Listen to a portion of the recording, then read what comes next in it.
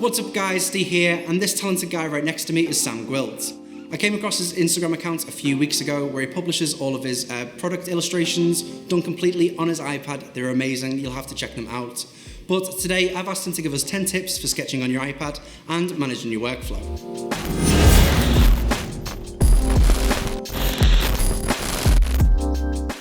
So the first rule that I always say when I get a new iPad is to always put a screen protector on it. Not because I think that the Apple Pencil is going to scratch the screen or anything like that, but when you're sketching on glass, the Apple Pencil actually starts to slide quite freely across, and you don't want that when you're sketching. So a screen protector is going to mat the surface and give you a little bit more extra texture so you can get a nice smooth line. So I've just turned on predictive stroke as well, and that's going to give you some smoother lines in Sketchbook. Second tip I have is to use the features in iOS itself. So when I'm sketching, I'll have a sketching app open here, and then I can always bring in my Photos app. And that means I can sketch things side by side. It means that you're not tracing over the image, but you can start to sketch it a little bit more freely, and you'll get a lot more personality out of your sketches as well.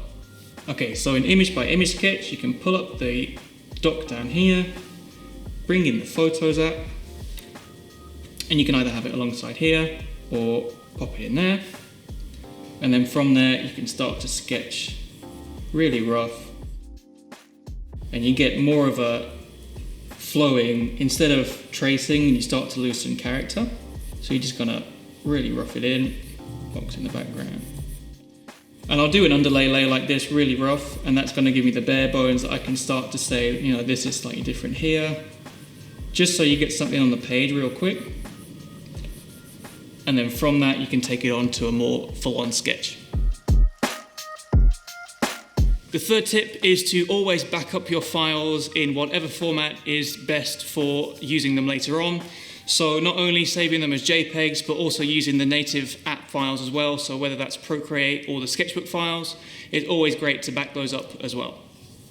So for example, now if I want to save this sketch as a Procreate file, if I want to pick this up later or I want to back it up, all I'm going to do is press the little tool up here, and you can see the Share tab here, and then press Procreate.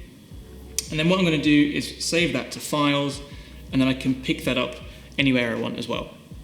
So I'm just going to pop that in iCloud, press Add, and I want to press Keep Both because I haven't named it. But there we go. So this is a sketch that I did in Procreate, and I used the special Procreate brushes to get the steam coming out of this heater, just to try and give the impression of some heat. And that's why I hop between Procreate and Sketchbook, because they both have different tools that I'll need to finish a sketch. So the fourth tip that I do is I always composite the iPad screen onto a photo that I've already got existing. That's because when you try and take a photo with an iPad with the screen on, you're either going to expose for the background or for the iPad, and they're not going to be quite right. So I always have a screenshot and I put it on top of an existing image to get the two exposures perfect. So I always get this question a lot when I post to Instagram, because I think people also try and post the same sort of images and can't get the exposure right. So this is the cheating way of how to do it. So I've got the blank iPad in here, and all I'm going to do is come down to Favorites, import a screenshot of the sketch, lower the opacity over here, and then I can use the Move tool really quick to put it in place, bring up the opacity, and there it is. The fifth tip is to utilize AirDrop as much as you can. It's so much quicker than emails. It's not going to compress your files in any way. So always AirDrop between your iPad or your phone, and I always do that when I'm going to post to Instagram. So whenever I'm going to post to Instagram, I'm going to want to get anything that I've been sketching onto my phone so I can post straight from there. To do that, I'm going to go up to the share icon, over in the settings here, just press my iPhone, and then it will send it straight over there.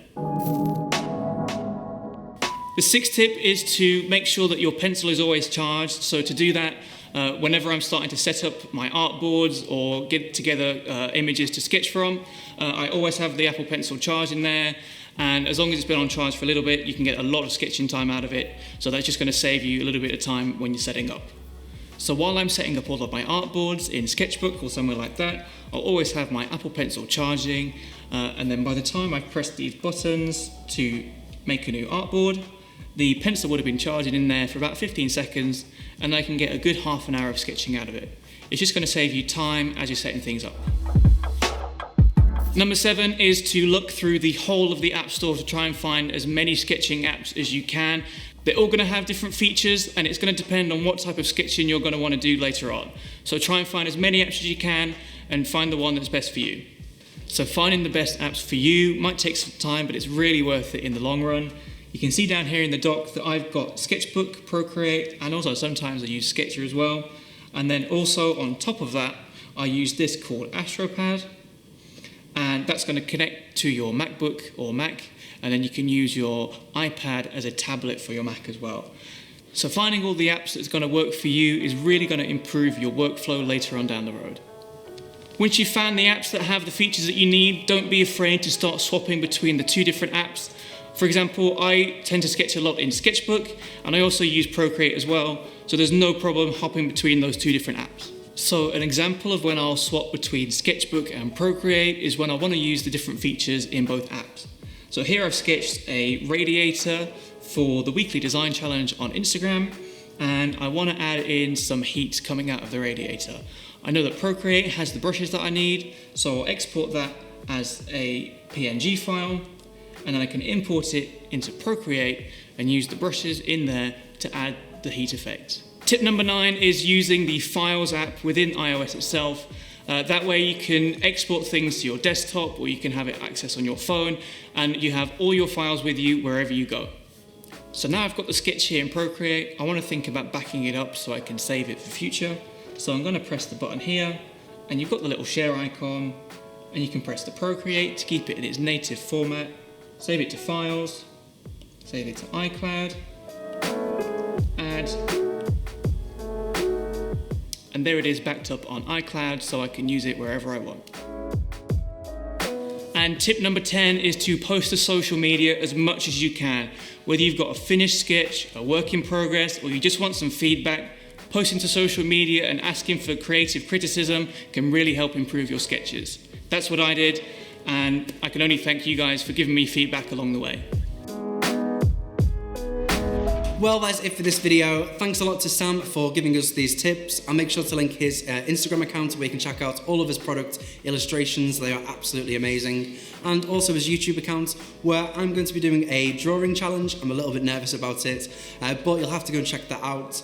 If you enjoyed this video, please hit that like button. It really helps out. Subscribe if you haven't already, and I'll catch you in the next one.